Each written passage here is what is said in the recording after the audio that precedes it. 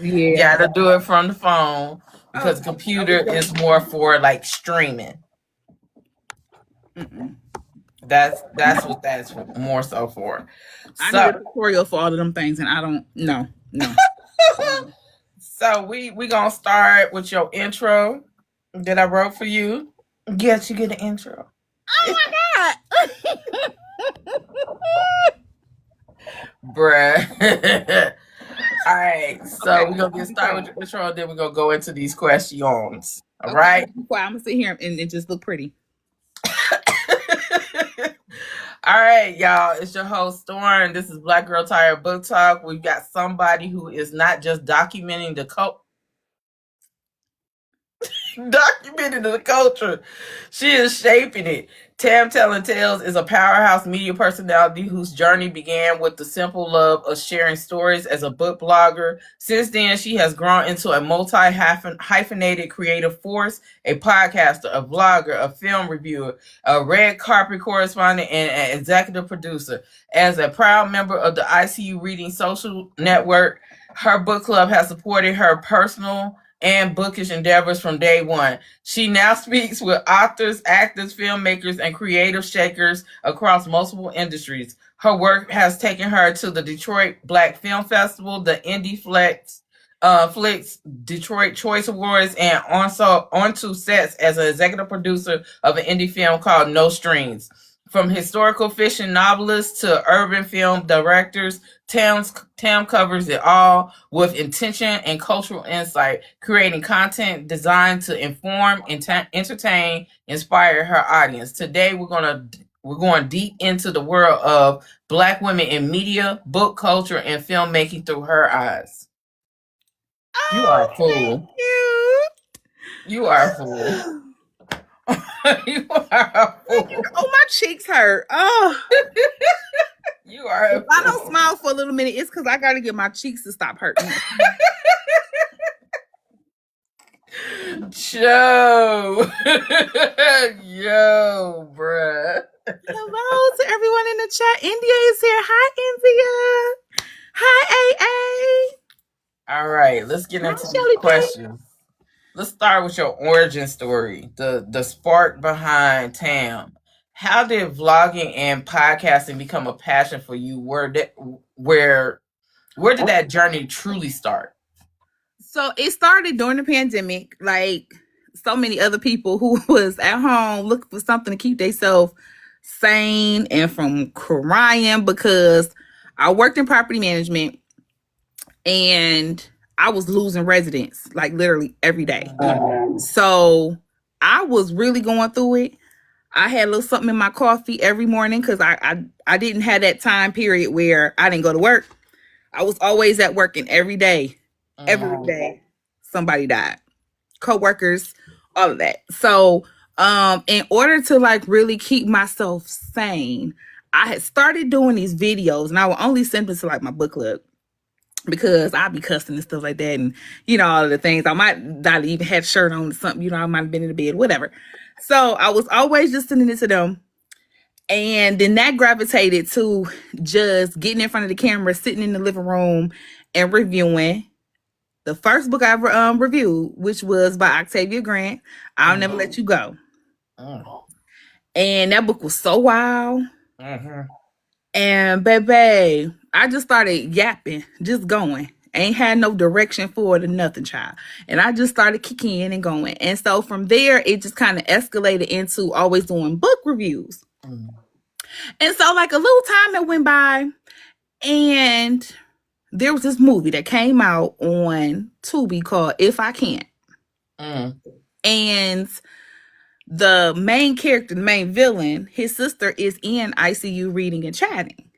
So I wake up one morning and they didn't put together this whole interview for me with him, right? Because they like, oh, we want to talk to him. He's awful. He's terrible. And I have been interviewing our different authors from our monthly book club meetings from ICU Reading. So they're like, we want you to interview him. So I wake up in the morning and they had put together this live interview. I said, okay, well, we're going to go ahead and do this thing. I did the live interview. It was a few hundred people, thousands of viewers. It went viral. And from there, people was just like on my line, like, can you interview this person? Can you interview this person? Can you I interview like this that. person? And then it was, hey, there's this red carpet, and can you come into the red carpet? And I was like, who? Me? Ah, like, let me not say no, because I might miss my blessing, you know? Mm, And so from there, like I stayed booked and busy, I guess you could say. I love that. I love that down. Okay. So, was there a specific moment or interview that um really resonated with you, and you was like, this is my lane, this is my calling, this is what I really need to be doing? Did you have doubts at first, or it was just that one interview that first started off really made you go forward? Girl, I still struggle with doubt to this day. Like, girl, Why? let me tell you, like, I don't know what it is, but it's some days, you just be like, I really wish I could have did this better and that better. I didn't. So I wonder, if this really is the thing. And the one thing I have probably in the last few months come to terms with is that this is my lane. Because anytime I kind of falter into that self-doubt arena, it's always something or somebody that pulls me right back in and be like, get away from that thought, get away from that process. Absolutely not. So I know that this is the space I want to be in. And it's literally the one thing that just like brings me the most joy in my life. You know what I mean? Um, so I definitely enjoy it. And I'm trying to think if there was one particular interview that really like made me feel like, okay, like this is it. I don't know if it was any one particular one. I will say this though. The first time I did red carpet, like I literally had never done it before. And it was like a big deal. At the time when I started, red carpets they was a thing. You had 2, 3, 4 different folks that would be there. Yeah. And I always pray before I go into any new venture. Mhm. So me and Kaylin, my producer, she was there. She been day one. We there. So the team I had at that moment, I'm like, okay, we gotta pray because it's the first time I'm doing this. We gotta pray. And I'm nervous. Mhm. And as soon as I started, it was like I was just comfortable. Like all the stuff I had prepared to say, I wasn't saying it, but I still had Yeah. something to say. Like my mouth was still going, the words were still coming. And before I knew it, it was like, okay, you come and do mine. Can you do mine? Can you do mine? And then people was like, oh, that's the one that do the red carpets. And I'm like, me? Y'all know me from that? So true. So I definitely feel like red carpet was that first red carpet. It was like after I got done, I was like, man, I did that. And from there, like I always had an interview. Like I always had somebody in the chair. Listen, you can ask Caitlin. She in the chat. She know, baby. We used to be in that mud. Like the stories. Okay, the studio was a thing. Okay, it was a good time. We was always there. I mean, like back to back, Tuesday, Wednesday, Thursday. We was there chilling, interviewing, fine tuning my craft. I'm trying to be like you when I grow up. Shit, Don't do hell. that. Whew, Don't do that.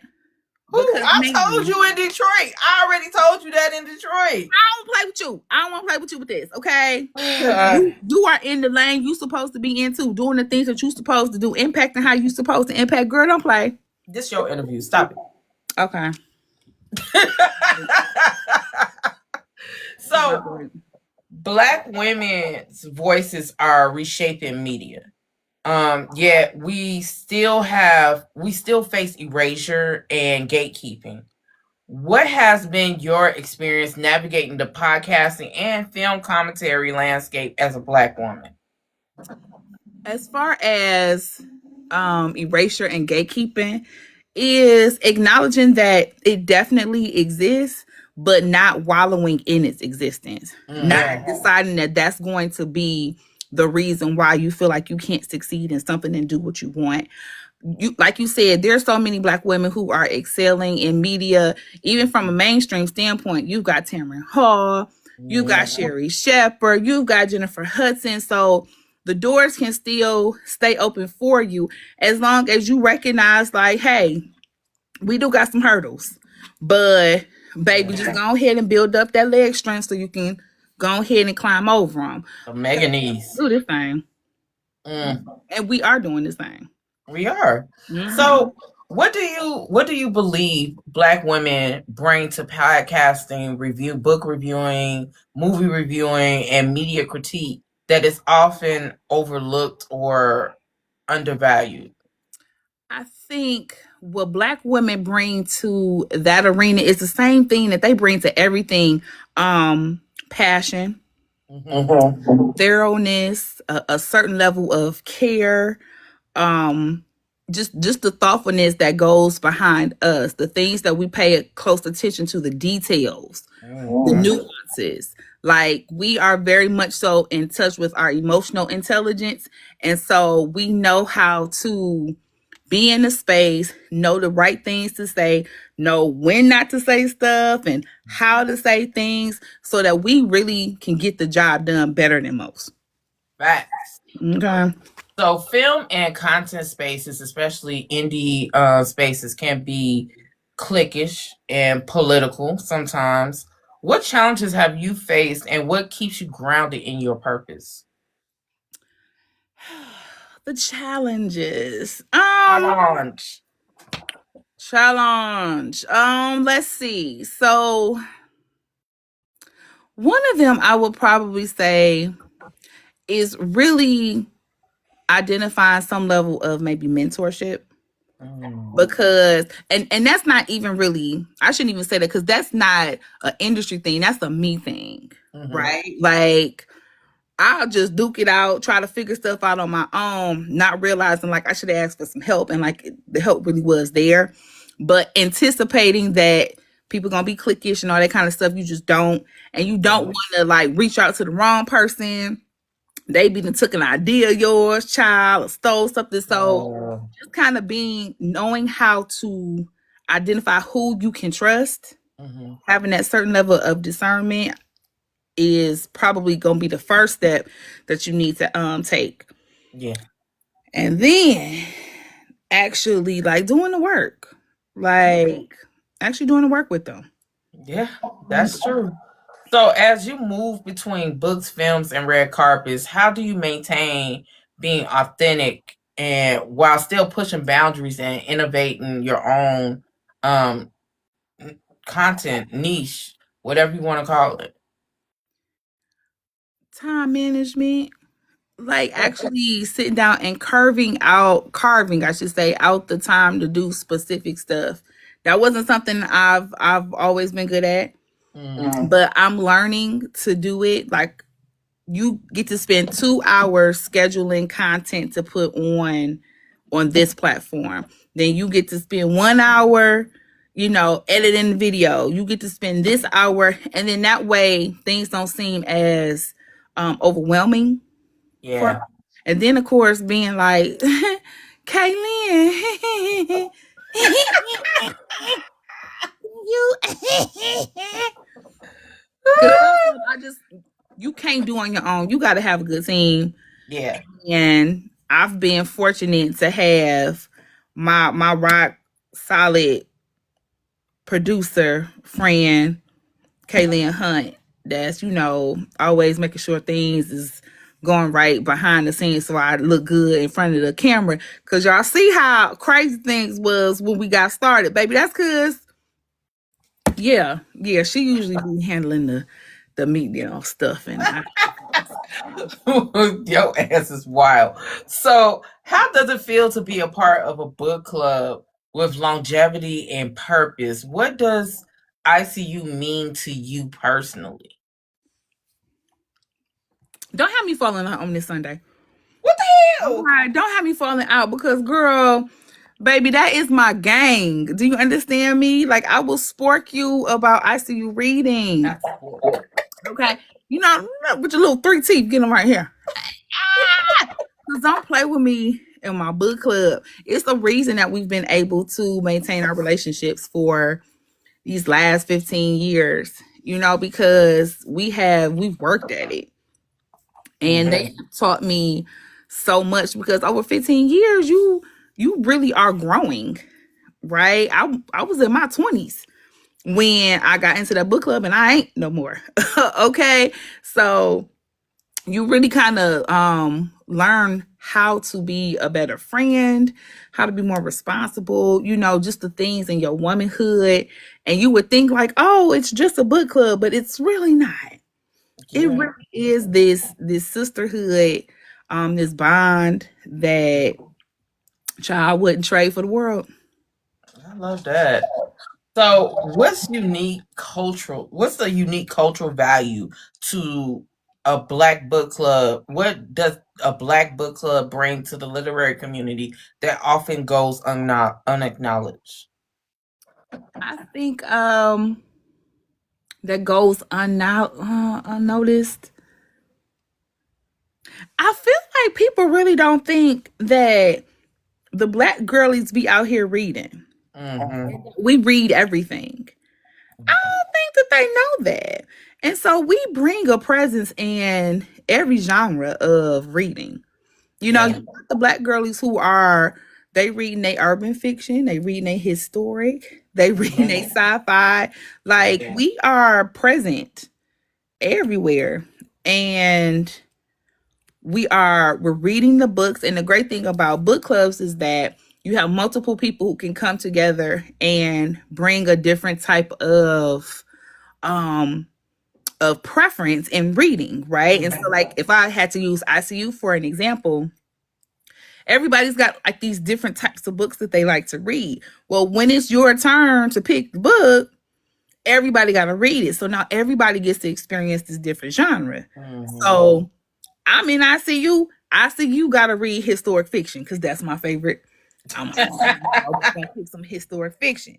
Now, Ebony is an erotic girly. She a little nasty. You know what I mean?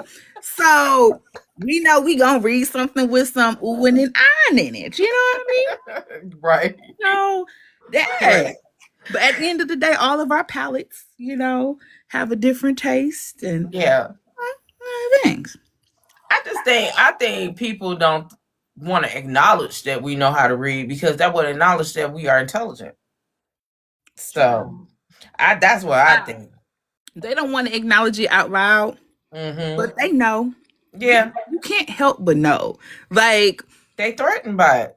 they're threatened by it. You can't help but know that the black woman in your office is probably the smartest and most qualified.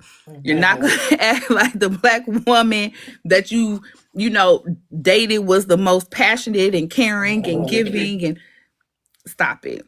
Girl, they full of shit. That's all. Okay, but they They full of know. They shit. just don't want to admit it out loud because for whatever reason, they're threatened by us. And that's crazy. Because we So don't even be thinking about them. don't be. We don't even Don't be be thinking about it. Well, be like, I don't give a fuck about you. Are you paying my bills? at Like, all. what the fuck? We don't. So, black book clubs have historically created safe, joyful, and intellectual spaces, yet they rarely get mainstream recognition. Do you think it's because it's labeled in traditional publishing versus indie, or if you mix indie and traditional together, people don't put you in that box of like the Oprah book clubs and stuff like that? I think that we've always had to create our own spaces. Mm-hmm. Like it's nothing new for people to overlook us, which is Yeah. part of the reason why we're always someplace minding our own business until we don't have a choice because this isn't anything new. Mm-hmm. In order for us to have some level of self love and respect and just a way to cope, even Yeah. with the rejection that we get a lot of times from the world, is we create our own. We develop these spaces for ourselves and we function in those quite well. Very much so. And then once they realize, like, hey, they're over there existing and having, happiness and joy without us. Let me come on over here and shake the table. You be like, Like, baby, are you exhausted from all this bullshit you be trying to push I just come in down? here. Like, what are we doing? It's Yeah, so annoying. it How is. can how can black book clubs like continue to shape, influence, and uplift black authors in the modern literary scape? We remember how it was back in the day when you can send messages via the mail because y'all didn't have that access to authors like y'all do now. Mm-hmm. So how can book clubs continue to be the backbone? Because book clubs are the backbone. Continue doing what we've been doing. We've been reading the books. We've been talking about them. Now we're gonna do a better job at doing actual reviews in places like Amazon and Goodreads. Now that's the area that we can get a little better at. Come on back on the screen, ma'am. Get on back over here, ma'am. Yeah. Okay. but but I will say that aside from that, we do a great job of pushing and promoting ourselves. Like indie is at an all-time high. And when we have spaces like, the book talks and bookstagram and just the word of mouth, the groups and everything, just talking about it, Yeah. that is in and of itself the best way that you can continue to support. Read the books, tell people about the books, review the books, buy them, yeah, buy the books, and respect the authors. It's respect their authority, people. Okay. Boundaries and So, space. what you know about it? Yeah.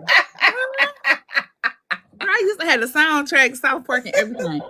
Let me tell you about this one song. Okay, I'm sorry. Never mind. Keep your track. Keep your track, because if I go On the tangent. Yes. I do it all the time, and I just need a little pullback. So let's talk about your book club.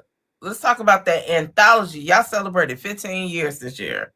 That is a long time to be. Y'all some old motherfuckers. Hold on. Right? Wait. I'm the youngest. I ain't gonna tell you how old I am, but I'm gonna say this: I'm the only one in my 40s. So y'all decided to do an anthology.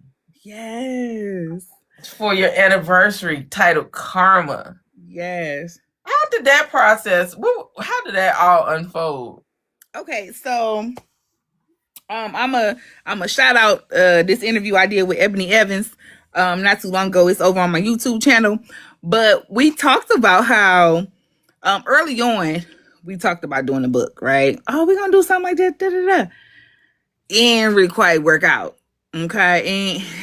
Ain't really quite work out, you know what I mean? So some time goes by. We're about to celebrate. Ebony has this big old dream, literally. And from there, it was okay. We're gonna have this in this space, and we're celebrating 15 years. What else we gonna do? Because we can't do it small. It's gotta be big because that's just how we move. Let's do this book. And now that we've had our online presence that's grown, and just like this bond that was different 15 years later than when we originally had planned to do the book, everyone's a little bit more on board now. Right. And so it's like, we're gonna do the book. And it's like, okay, I ain't never did a book before. And some people, they were scared, because that's you're writing a book, stories, whatever. And if you've never done it before, it's a scary thing. And we did it, and it was, people who maybe didn't think that they could right here, but we got it done. We got it done, and I'm so appreciative that we could just like seek out everyone right there in the book club to get it done. Because we have an editor, we got a publisher, and then of course all of the writing that got done Yeah. It came together so well. Look at y'all. Look at y'all. I think the So, timing when it was everything. with that being said, what did it feel like to add author to the list of hats along with everything else you have already? Surreal. Mm, Like sometimes I end up sitting back just thinking like, hold on. It's a book out like in print that I contributed to. Blows my mind. mm, Yes, last night was the premiere of our film No Strings. Storm, I don't even think that I didn't really had a chance to like sit in it because I just been so excited. But it's like I never saw this for myself. And it really? all really did start from my book club. Mm, Bonding with these ladies over books. That's where I developed my ability to sit and review, to talk in front of the camera, to get comfortable, to talk to people because I'm interviewing authors, then I'm interviewing actors, film producers, streaming app, CEOs, writing a book, EPing a film. Like it all started from my love you of books. started from the bottom, now she hit. Okay. You know what I'm saying? She got it out the mud. And that is what I love to see. That is what I love to see. Now, with y'all anniversary, y'all collaborated with Bray, which is A. Lewis. How was that collaborating with another black woman who is on her shit, doing her shit, and being on her shit? How does that how was that collaboration? It was it was another bond that we created. We already loved her so much. And then to be like, oh, you about to make us just love you some more? Like you what are we doing here? Like she is so inspirational. She loves this community down. Yes, Right. And she works so hard, you feel like you don't have a choice but to be on your A game when you're around her because she on hers. yeah. We gotta match energy. So you gotta match energy when you dealing with an A. Lewis. So Yeah. if you feel like you gonna halfway do something to be mediocre, baby, she ain't the one for you.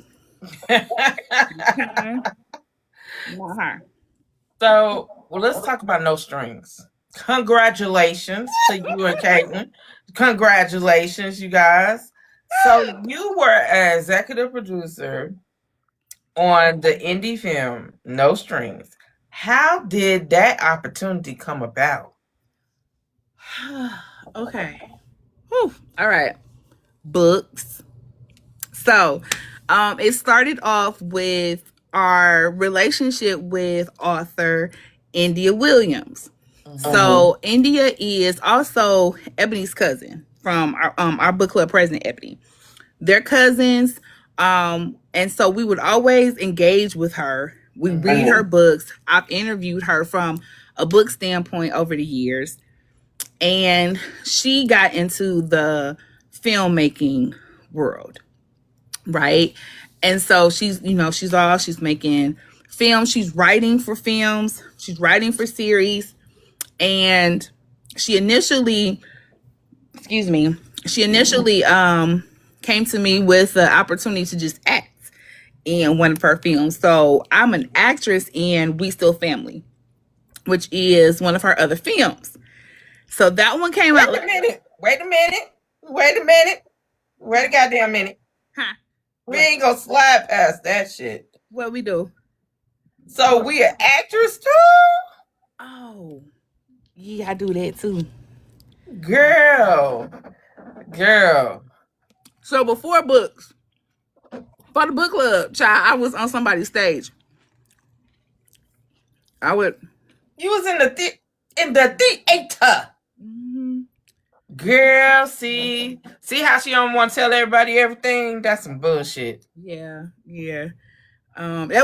Caitlin said that wasn't my first film. So I've been in a few, stuff that was smaller. But I will say this: that was probably the first time in a like a film, a streaming film, that I was really playing someone that wasn't myself.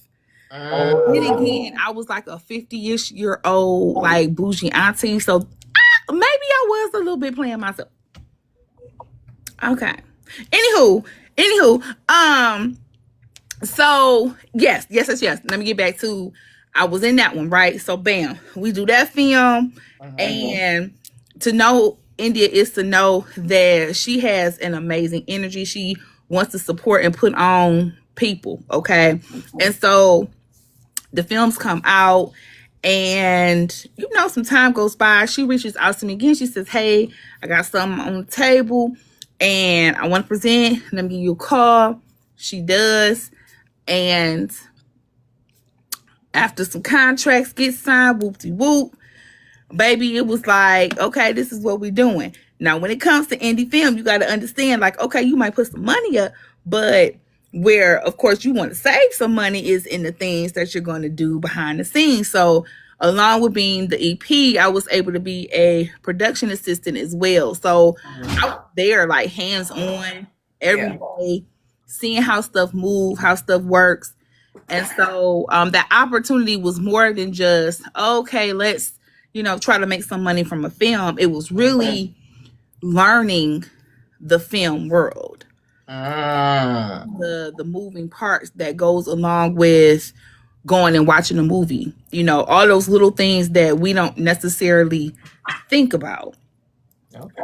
The wardrobing, the makeup, scouting for the locations, actually the logistics behind what day you are going to film in this location, how many scenes you can get done on this day, and making sure that it's as efficient as it can be. So all of this was things that we had the opportunity to learn doing No Strings. And that opportunity clearly was given to us through India, again, through books. Yeah.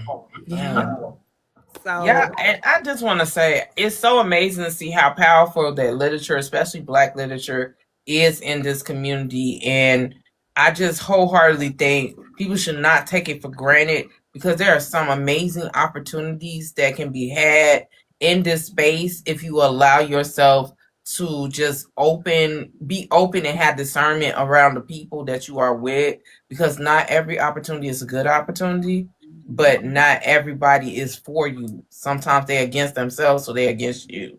listen. So And you better take it as a learning lesson and move on. Don't stay in that place. Don't be bitter about it. Just be like, oh, okay, lesson learned. And keep it pushing. Keep it moving. Facts. I love that. Hey, y'all in the comment section. Hey, Kaylin. Hey, everybody. Godmother. Yes. Look, I'm learning, y'all. Y'all should see me. I'm over here scrolling. Look. Hey, listen. So what was the assignment behind this project? Like, could you tell us more about this particular project? Tell us more about this film. Where are we going to see this film? And how can we support any more efforts towards this? Okay, so boom, you got 3 marriages. Okay, they all got their issues, right? And so these ladies decide that they're going to get on a dating app. Wait, you said they're married. They're all married. They are going to get on this dating app called No Strings. Oh. So you can kind of put 2 and 2 together on, what was being put down. You know what I'm talking about? And so everything that transpired from them deciding that they was going to go online and log in is what this movie is about. And when I tell you that, baby, from start to finish, roller coaster ride. We were in that theater, and when I tell you just the loud hooping, hollering, screaming, because we love to talk back. And talking back and yelling and screaming to that screen on last night. Oh, baby, we got us one. The acting was phenomenal. The aesthetic of it, because we're gonna address something real quick. I know that the people be like, oh, Tubi, way high, and you gotta understand that Tubi is just a platform, and it really boils down to who is behind the story writing, who's behind the director of photography, who's behind direction, who's behind the writing. And if all of those things come together well, baby, it don't matter that it's on Tubi. Okay? All that matters is that it's a good film that you're going to want to watch from the beginning to the end. And we got us one. Okay, like yeah. I'm so doggone proud. Like the calls and the texts. Wow. I was just like, yeah, the folks is just like, I'm having heart palpitations. I can't take this. When's part 2? I'm like, oh, y'all on a part 2. I love that. Girl, to be able to be on a project like this, you know, coming out the gate, it's like the bar has been set high. Yeah, y'all almost make me want to come back to Detroit and vlog stuff, walking around with y'all. But you know what? Y'all got to get better restaurants. Wait a minute, what? Where I you go eat it? don't know. That's the part. First of all, we're okay. You know what? We gonna have to talk. Well, how much time we got? Because we can talk about it. You know, We got until 5 because then I got to jump on my book club shit. Oh, boom. Okay, well then we gotta talk about that another time. Because even Kaylin is like, where did you go? Man, that stuff had my stomach hurting. Where did you go, girl? What was that place, Jonathan? What you eat in Detroit? That food that I got sick from. He said that it was the truck that was outside the event, not the food inside the event. It was, girl. Oh, okay, well then, all right, well, so girl, but this movie. Let me tell you, where you're gonna be able to see it streaming, someplace. Okay, so but no, actually, let me tell you how this goes. We had the premiere. Everyone loved it. Okay, Right, the pivot. Everyone loved it, and so what happens is that we get it submitted with our distributor. They get it off to all of the platforms, and so while it will likely be available on multiple platforms, watching it on Tubi is the most likely one. So as soon as, you know, I have all of the specific details, baby, what you gotta know is I'm gonna be on your line. I'm gonna be on everybody's line. Like, hey, it's right here. This is where you can go watch it. I haven't done a good movie review in a long time. Listen, this gonna be the one. It's gonna be that one for real. And as a matter of fact, don't let me forget to talk to you about reaction videos, because baby, what I know the people gonna be going crazy over, I'm gonna need there to be a camera on the folks. Cause when the bombs is dropping, oh, it's gonna be a thing. It's gonna be reaction videos. That's why I stopped doing them. Okay, so for real, streaming it for sure you're gonna want to do. And let me just speak to the streaming part, right? And for the people who may not know how these things work when those films go to any platform, honestly, is watch that movie all the way through. I know you might be like, why they got all these commercials on here? Watch them commercials. That's how we get paid. Okay? So let them commercials run. So, child, if it's in your heart and in your spirit to go ahead and after you done watch the movie through and you just want to stream it again, put it on mute and just leave it on your TV. You know, put it on your computer, play it at work, let it go ahead and play. You know, stream it though, for sure. But I definitely want the people to watch it because you're going to love it. Like, this, honestly, it's not even going to be a big ask because it is a good film. Okay. Yeah. Y'all hear that? Storm streaming party. Once we get a hold of the movie, Storm streaming party, we're going to do a live reaction to it. Bum, bum, bum, bum. So that's what we're going to do. And this is what they're going to do, right? So when they streaming it, because I used to do this with this little man I used to date. It used to be so cute, right? So we would both like stream a show that we was watching together, and like we would hit the play button at the same time. We were like 1, 2, 3, play. And then we would be like sitting here like watching it together. We was so cute. Ooh. Girl, bad. But listen, so, so that's what I need people to do. So like you do the watch party, right? But you still gotta stream it from your individual location. You know what I'm talking about? So you like, oh, okay, we watching the live stream, but I got the movie on my actual TV on mute playing. Boom. She said you go on my nerves. She is wild. We gonna do a streaming party on here. It ain't no biggie. I think we done did it before, like a few times. So we'll do a streaming party on here, and we'll get the live reaction of everybody. You know what I'm saying? And I just want to say this: if one of you bitches record me in any part of the damn streaming, like y'all do for book reviews, we gonna have some words. Oh, wait a minute.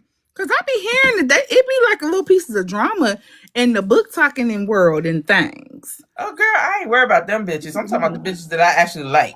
Them, Oh, them, okay. them motherfuckers, they be trying to set me up for failure. And they have me reading certain books online. And then don't tell me what's really in the book. And then when I read the book, I be fucked up. Okay. And so they be, see, look, laughing. I like They those be, things a little bit though. I like that a little bit. I like that a little bit. So, I just love being on here with you, girl. Yeah, pop this cherry. Okay. Yeah. This ain't half bad. Now it's got a whole lot of stuff going on the screens. It feels like one of those apps where you can gamble on, but I'm dead. I feel like it gives FanDuel energy or something. You know, Not FanDuel, girl, bye. Yeah. There's a lot going on the screen, honey. Oh my god. You just yeah, I'm afraid to hit anything on the screen. It's okay. Yeah. The bottom is just the comments. The top part is that's just stuff that be up there. Okay. You know, the bottom part is just the comments with everybody in here. She said, "I'm sick of you." Yeah, but think about it though. It kind of you know what? Take that back. Not FanDuel because I don't even be on there like that. But it do give Temu. It get Temu. It get Temu. Girl. Making you think you about to like hit a button, play a game. You gonna win these coins. You gonna get your free shipping. Yeah. Child. Okay, we're gonna go back to the question. We're gonna go back to the question. Oh God. So Black indie films often exist without the budgets, visibility, or platforming that mainstream projects get. Yet they carry some of the most authentic stories. Yeah. What have you learned about indie filmmaking through the experience? Indie filmmakers are the hardest and smartest workers when it comes to film making because they don't have the option to have 20 people available to do, the same things over and over again. They have to be the most efficient. So they have to plan the best. They have to be the most efficient with their funds. So they have to do more than one thing. So there's always going to be the people who probably worked the hardest to get their project out. Even if you feel like you don't like the film that much, just know that there was probably a whole lot of work that was being done behind the scenes to even get it to production. So once again, respect their authority, niggas. Yeah. So I'm not gonna act like I don't recognize that there is some projects out there that just don't do it for me, and I'm not gonna speak ill on folks' stuff. I'm gonna be a little bit more gracious now that I've been through this process, but I recognize that everything ain't for me. So I know that everything ain't for other people. And that really is fine. But what I personally know is that people work hard to bring these stories to life for people. And it may not be for you, but it could be for somebody. Even if you feel like, oh, this don't have no depth, this, it's that, it's this. Sometimes people just want the opportunity to whisk themselves away from the real world and just watch something and be like, huh, that was entertaining, and go back to their real life. I Even if mean, the the purpose that it served most it. people that are like really critiquing shit, these are the same motherfuckers that get their advice from the shade room. Okay. So And stay in that place watching them same type of films. Like people who legit don't like something just don't engage with it. They don't do nothing with it. But the people who always got a criticizing word, it's cause you low key be on it. or jealousy, one or two. You see what I'm saying, girl? I can name some names, but I ain't gonna do that on the day. It's Sunday, and I had a good church service, and I'm just too blessed to be stressed, honey. I'm gonna be blessed from a distance because I go into a church that shit'll explode.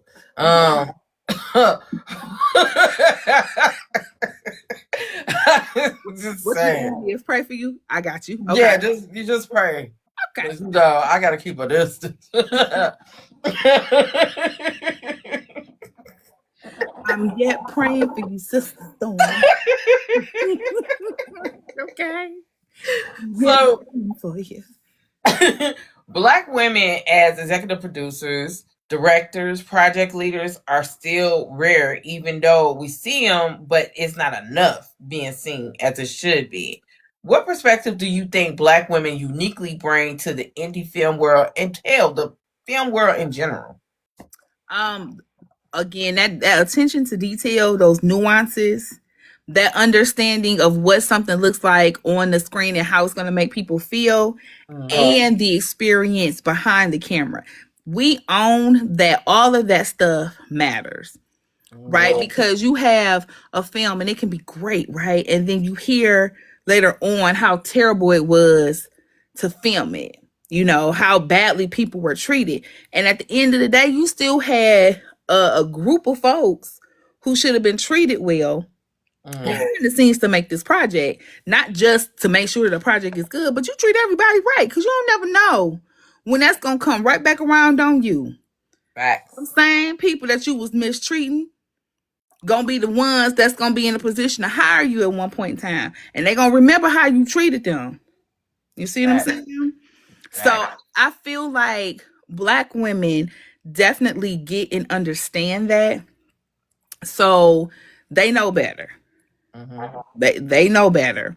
Yeah, and again, the details, the nuances. There is a show, and I'm so mad at me for not remembering the title of it, but it was on Netflix. It was like the Judy Bloom remake series, the coming of age of a cute little Black high school couple. Oh my goodness, I don't remember the name of it. However, that is some of the best storytelling I have ever seen on my screen. And from Mara Brock Akil, she just gets it. Most women, and even like men who are secure and comfortable in themselves, will admit that like women, just especially Black women, we just do it. We bring that extra something that a project needs. You got a movie like Sinners, and for the creator of a film like Sinners to say, baby, you need Black women you need Black women back here. You need Black women behind your camera. Yo, that's somebody you can listen to. Facts. That's somebody you can take advice from. Facts. Believe Facts. what you say. I just wish it was, my dream would be to see so many of the indie books films. Like, I'm talking about box office hits. That instead of the, now when I say this, I'm not trying to take away from anybody, so don't get y'all panties in a bunch, all right? I'm saying it shouldn't be just traditional publishing books. It should be indie books, because there are some indie books that just and it's the same shit that we've been asking for on the screen any damn way. Money plays a role for sure. That's And why the fuck we that got to see honestly, Fast Five again. but that's honestly where the indie film world comes in, because a lot of those films were first books. Mm. So, I'm thinking of Cons and Cougars. That one is a movie. Started off as a book. Family Hustle or The Family Business, Carl Weber. You know, started off as a book. Jessica Watson, she has Secrets of a Side Chick. I think that one. You've got Be More Careful by Shannon Holmes. Like, that is where they're doing it at. But clearly, you can make better things with more money. Like, it's no way around that. You know what I mean? Because you can have a great story. Definitely can have a great story. But you want them cameras to be right. You want that direction to be good. You want all of the things to be top tier. And it costs money to do that. And sometimes we not starting off with a whole lot of it. That's the really great thing about No Strings is that I watch the collective economics like be a actual tangible thing, and how we pulled everything together to make this film happen. Yeah. And that really probably needs to be the goal moving forward for a lot of the projects that we want to see on the screen, which leads me into this conversation about The Killing Path. Okay. Y'all know that my producer, Kaylin Hunt, is one of the most bombest authors out here. Okay. Oh, here we go. Y'all know her, Octavia Grant. They did that Highway 725. Yeah. So, speaking of these books being movies, y'all know y'all want it. Huh? Y'all know y'all want it. So, The Killing Path is going to be the film adaptation of that book. Oh, for fuck's sake. Yep. Okay. So, for all of you who are like, oh my God, I love that book so much, all of you, I need for you to be following Kaylin Hunt. Yes. On the TikTok, because she is regularly making announcements about how you can support the project, and getting folks excited about it. So, The Killing Path, put that on your radar. Make sure y'all are following the Kaylin Hunt. She down in the comment section. So if you like, oh, I didn't get the correct. Man, they finna fuck us up, ain't they? Go in the. They finna fuck us up, ain't they? You know she ain't gonna come and play with you. She ain't. She ain't. Okay, so y'all make sure, look down in the chat. Okay, if y'all like, how do you spell it? Kaylin Hunt in the chat. So y'all can go right there and be like, oh, let me go ahead and follow her right now, because The Killing Path is coming. Book to film. Yo, Kaylin, you about to fuck us up, ain't you? You about to have me looking you dead in the eye and say, what the fuck and what the fuck? Hey, Keith, thank you. We ain't here doing our thing, ain't we? Having us Appreciate it. So, I wanted to ask you this in Detroit, but I was on pins and needles because AA and you set me up. The Brandon Massey. Oh, I knew it.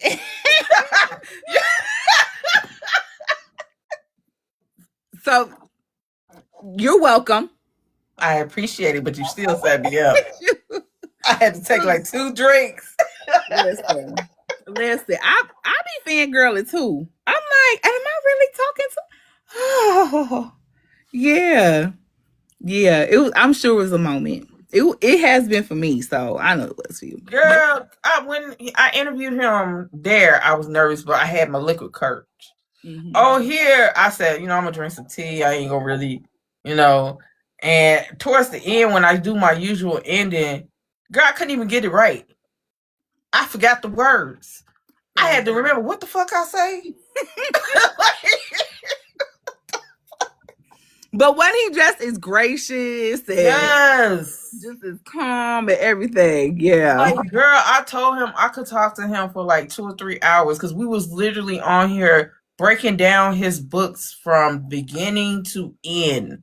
But that's how much of a fan I am here. I was literally in here every book just breaking down the book and getting his commentary. Girl. That And it make you just appreciate the book even more. You be like, I'm about to go read that again. I definitely did read Nana again because I was like, man. Ooh, I used to call Nana.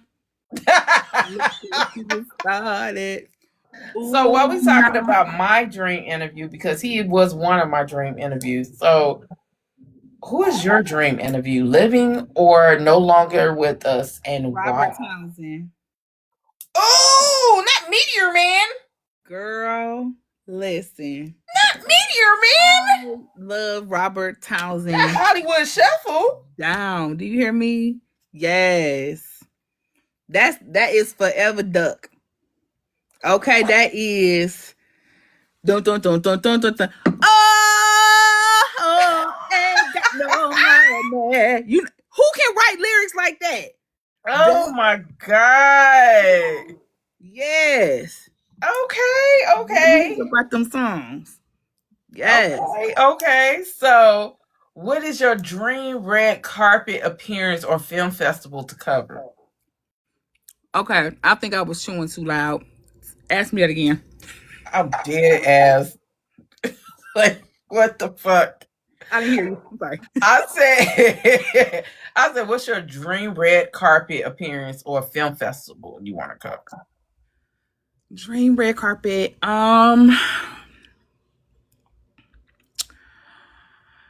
I would love to go to like the Martha's Vineyard film festival because it still gives you this indie feel, but with just like a higher caliber of filmmaking and storytelling, without being overly saturated with all the Hollywood pomp and circumstance. That's a great space that I like being in. I love things that are well done, quality, but not necessarily, with 100,000,000 people surrounding it.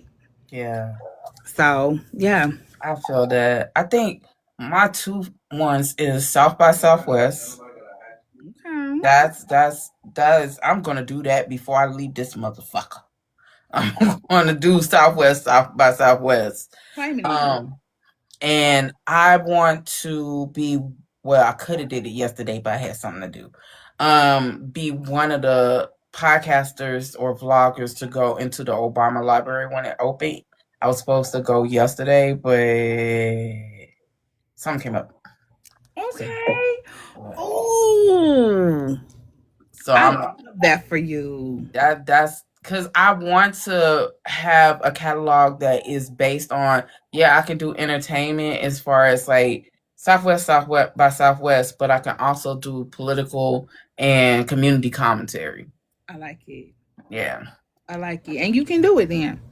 Yeah. You can. And will. Same with you. Listen, there's that on that, honey.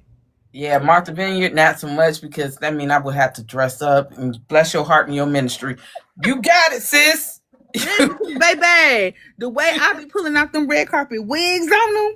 Girl, you look so gorgeous for that red carpet.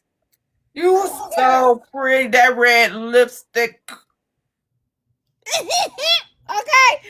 Listen, I'm going to give you a wig, honey, and the lip, okay? Now, once I got back into this house here, you going to get these locks. Okay? You going to get this good Lions sweatshirt. Go Lions. We play tonight. So, yeah. So, what's your ultimate goal for podcasting, the expansion, the collaborations, going visual, syndication? What is your ultimate goal for that? I don't want to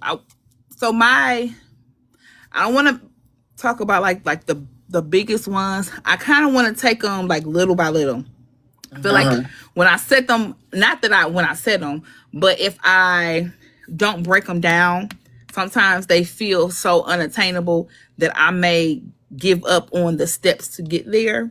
And so I identify the steps that I want to take to get to my places. So my next step is to develop my audio sound. So I've been doing video interviews and podcasting for quite some time. And I haven't always given the proper,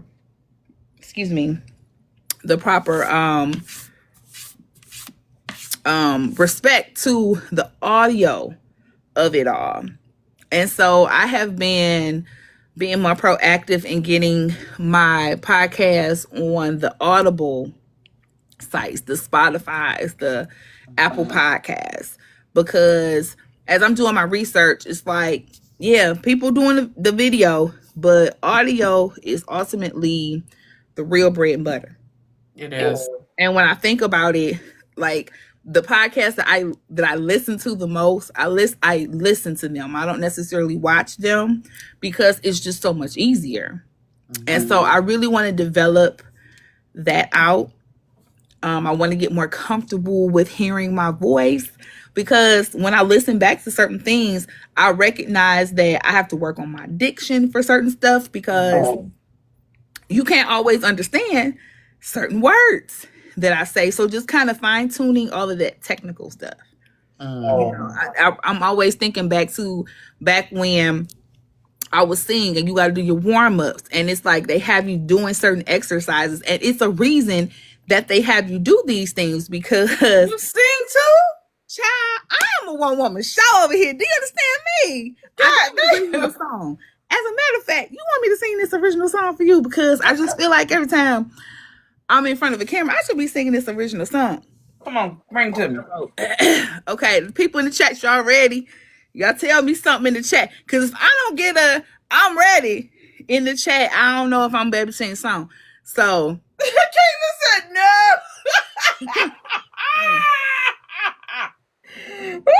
That's my song. That's all I needed to know. Here we go. Oh God, here we go. Let me get this little piece of lock out the way. All right, boom. Here we go. You gotta stop laughing. Okay.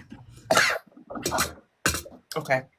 My sit down, don't stink. Sit down, don't stink. Put that rag between my cheeks, so my sit down don't stink. Yeah. Yeah. Yeah.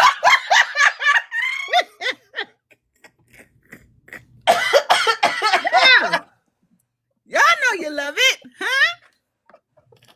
Yeah. Yes, Keith, you know you love it. Oh. I already got me a producer on board. They say they're going to help me make it come to fruition. We're going to develop out us some more lyrics. And baby, we're going in the studio. Ow! Yeah. This is my last podcast, y'all. It ain't. I keep this thing going. Oh God. This train a moving, baby. So what? I can't even. What do you want your audience to feel every time they hit play on your content?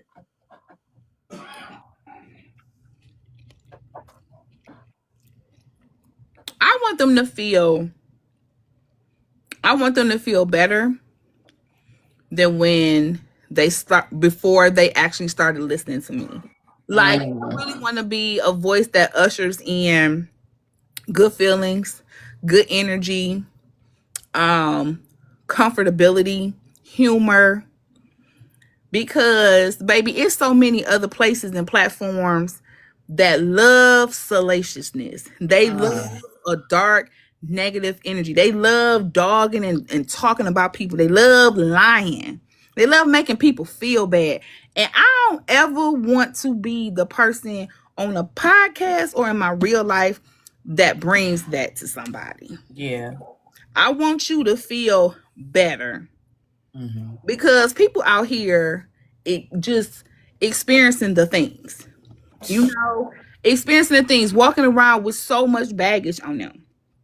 And you just never know when your kind word, when your inspiration, when your joke is going to just allow somebody to release for a minute. Mm-hmm. That's what I want people to feel when they listen to me. That's what I want people to feel when they just engage with me in general. Facts. I like that. Well, you're doing a great job. You look good. You look blessed. I try You to know? do the things, and it happens so easily for me. Not that hard. I use my natural talents and be a vessel. That we was just that was part of the sermon from church this morning. It's just being a vessel. Having the things poured into you that God wants for you to have, not necessarily just for you, but for you to bless other people with it. Facts. So listen, if he give it to me and I got enough to spare, I'm gonna let y'all have some. Now I'm gonna keep some for myself. But because how good am I gonna be to you if I didn't just drain myself of all the things that I needed? So I'm gonna make sure that I have what I need, but then my surplus, the others can get. Mm-hmm. Mm-hmm. Yeah, I felt that in my spirit. But some of y'all don't even like. You know what I'm saying? So I still will give you some. Even if I don't like you, I still will give you You some. know what? Because I'm not finna miss my blessings. Okay? Absolutely. I mean, Absolutely. I do want to roll the dope and boop bop bop some of y'all, but I still will. Hey, here, you Because know what I'm sometimes saying? that's really what the folks need. They may Mm, not own it, they may not say it, but you really needed to come into this space and feel this and hear this conversation and see this live with these authors and talk about these books. Escape for a minute. yeah, yeah, yeah. I still don't like some of y'all. You a vessel though, girl. Yeah, is it for Satan or God? Because Listen, sometimes it's a little bit of both. listen. I'm praying that it's. I told you I'm yet praying for you, honey. Okay. Okay. And I'm just saying, I ain't never known for Storm to bring no negative, bad energy around. So I'm gonna go out on the limb and say, this is God's doing because I done been around some folks that had like some dark negative spirits. I literally like told somebody this. I said, I just feel like I need to bathe after just experiencing you because you are just that negative and derogatory. And I just don't even want none of what you got on you on me. Okay. I don't think I'm not negative. I'm just violent. That's all. That's it's yeah. I'm not negative. You know what I'm saying? I'm just violent, but I'm learning to do better. Okay, now I'm gonna say this. Now this is something I say. I said, violence works. Tell that to my PR person. Yeah, violence works. Because what are we fighting for exactly? Because if it's a worthy battle, I say duke it out. Now you gotta make sure that it's worthy. Now, I okay? mean, Most times when you think about like, is this really a fight worth fighting? I Most times when you mean, think on it, you take a bit, and you be like, you know what, this really wasn't it. This wasn't worth I it. mean, but that's after the fact. After I tag her, then I'm like, oh man, now why I do that to her? You know what I'm saying? Mm-hmm.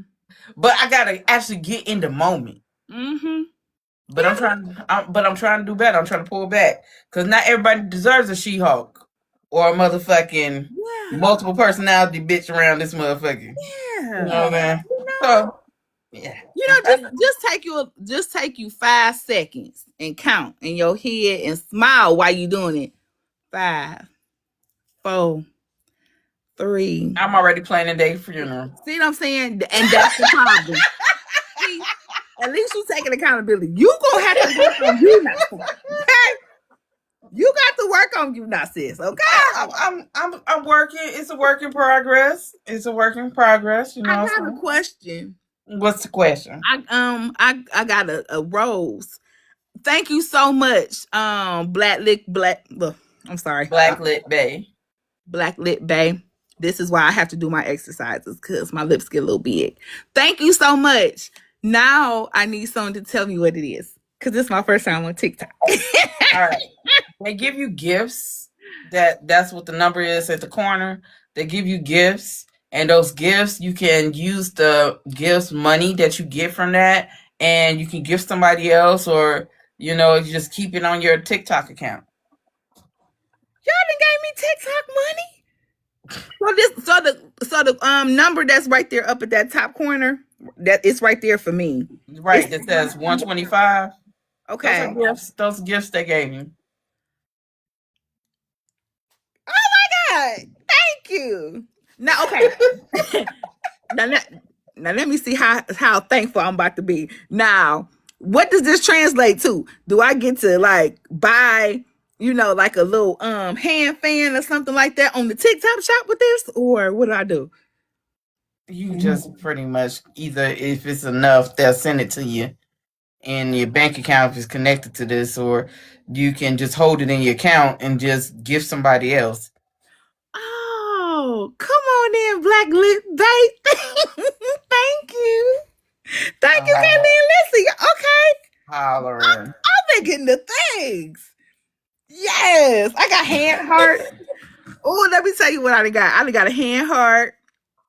I got some type of necklace too.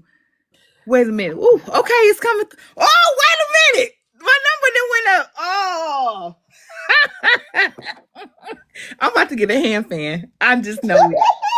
Ooh, I'm about to get a new. No, not even a hand fan. I'm gonna get that one that you can put around your neck that blows like that really cold air. Cause y'all, I be so hot when I be on that red carpet, baby. I be sweating down. Yesterday, let me tell you, I had a head full of curls on that wig. Do y'all understand me? A head full. Okay. By the time I started taking pictures and everything, baby, I had a whole like flat wrap. Like it was gone. All them curls popped. So next question, crazy. I'm about to get a new fan. So will ICU be having another event? I'm glad you asked that. Because we absolutely will, honey. Listen, everybody, please mark your calendar for August 21st, 2027. In Detroit, all of my listeners, all of my watchers, all of Storm's followers, because I ain't got that many. I need Storm's followers. Y'all, August 21st, 2027, Detroit, Michigan, the second biannual ICU Reading Literary Experience powered by Bray is coming. Y'all, the first one, lit. Outstanding. Lit. Do you understand me? Like, I ain't never gonna stick wrong. I ain't gonna lie to you. If it was like, just kind of like basic or whatever, I probably would have been like, oh, okay, the ICU Reading Literary Experience. I would have said it like that. But because it was so live, it was so hyped, the ICU Reading Literary Experience powered by Bray. Y'all, that's where y'all gonna want to be. We are absolutely having another. The great thing about this event is that we don't oversaturate, right? We're gonna have our set number of people that can come, which means when we open up the website for y'all to get on there and get your tables, authors, vendors, please do so. Because we not looking to have a whole bunch of people, because we want a whole bunch of readers to be able to come in and to support and to do what they did this year, which is to buy them books. Baby, the suitcases and the wheelbarrows that was coming there with books, baby. The line wrapped around the building. I almost got jumped. Can y'all believe it? They wanted to jump me. We had to move one of our authors. Jacquel J was there. And baby, we truly were overwhelmed with, the attendance and the support and the love that was there. And we was figuring that thing out, and things went great. But it was certain stuff like we just were not prepared for. It was a blessing, but we didn't know. So we was figuring that thing out. So the people that stuck in there with us while we did it, we so appreciative. I'm so glad y'all didn't jump me. I know some of y'all wanted to. I know you did. When I was making them announcement, I was just the messenger, but I know y'all wanted to jump I me, was but y'all outside doing interviews and didn't. my husband was like they had I to move the just quail downstairs. I said, okay. uh-oh. It, I said, but but here's the thing about something like that is now we know what to do better the next go round. Because again, we're talking about how black women move. How we always do, how we always bring a certain level of detail and understanding the circumstances. So now we done came back and said, oh, when this happened, we could do better in this area. Oh, so in order for us to avoid doing this, we got to do that. So all of those things have started to be talked about, worked around, and we're going to be using more of the space. We're going to be doing the things. We already got some amazing featured authors on board. Baby, I can't wait for y'all to hear. And that's a big thing because we talking about 2027, but baby, we got them featured authors locked. I can't wait. I cannot wait. It's starting November 19th of next year. Nope, this year. We didn't wanna wait because honestly, and a lot of the book readers and the authors can attest to this. 2026 is just about a wrap when it comes to events. Y'all booked up y'all things. Y'all, it's booked up. So at this point, it's like, hey, let's open this up for everybody to be able to come on board and start to lock in their 2027 things. Yeah. See, you know what? People be thinking that Boozy Book Tour be crazy when we do that. Because we'll plan it out for like 3 years. What we doing? Got to. Because ain't no way you trying to wait till the last minute to figure that shit out. Y'all see how these events roll out? Listen, and they're so well attended. And you gotta plan in advance. You gotta be on top of it very early because listen, our book world don't play no games. And that's why we doing the fantasy ball. This year, we are doing the author sign up. We are doing the pre-sale for the readers this year. And then next year will be the regular tickets because we already knew the way 2026 is going to be. Ain't nobody got time for all that. Nobody's got time for that. So we want you all to be able to come from near and far. So that if you need to book your plane ticket, you need to get your points together. You got time to do that and make it a weekend. Like, oh, I'm gonna be here. I'm gonna get here early. I'm gonna do this because it's Detroit summer. And oh, baby, Detroit summer be Detroit summering. Okay, if you don't know, have never been to Detroit, come here when you got a little piece of time because baby, Detroit is a vibe. Nah. We ain't gonna talk about that food that you had on the truck. But I mean, don't get me wrong, because my family in Michigan. They from Chicago, but they moved to Michigan. My sister in Flint.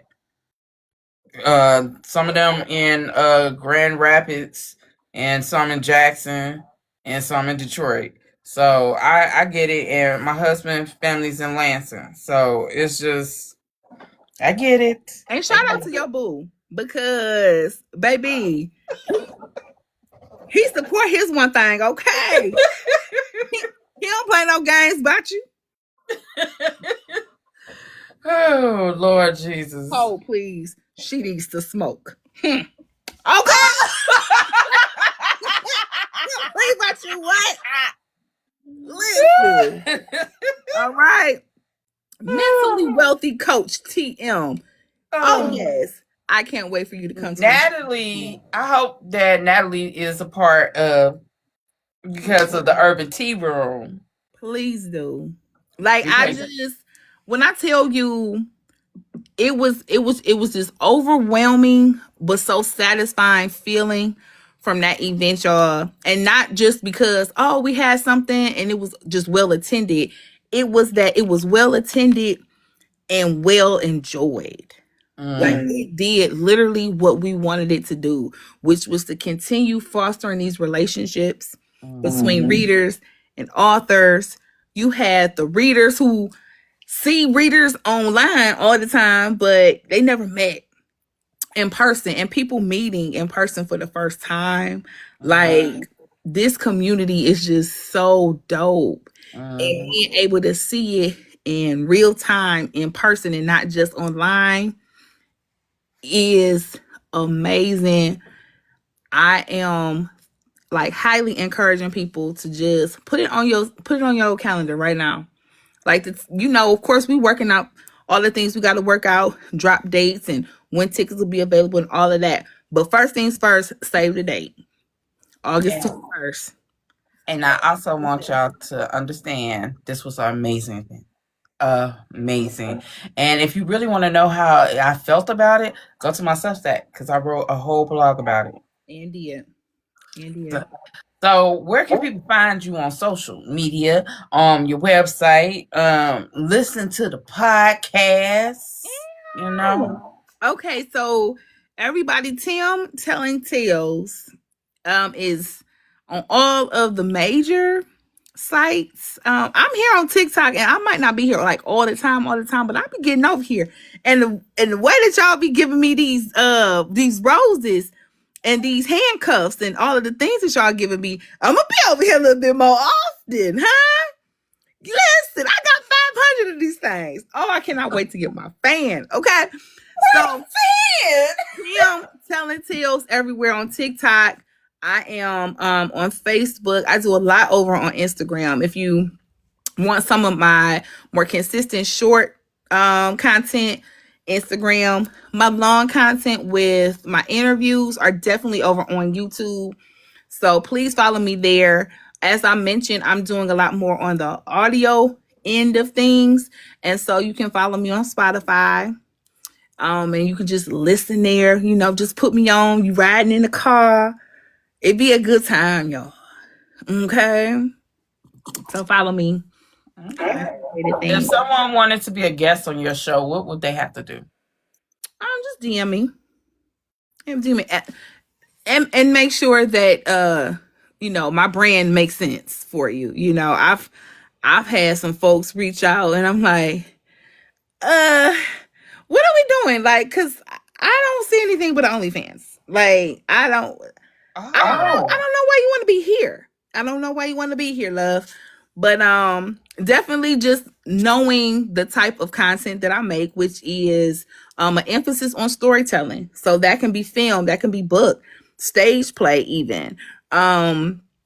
I love all of those things. And so if you are someone who's an actor, a writer, publisher, film creator, I am someone who wants to talk to you for sure. Okay.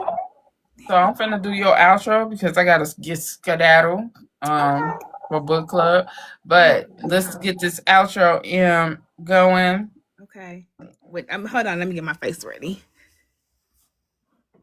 Okay. Hold on. Let me fix my hair in the back. Okay. Okay, I'm ready.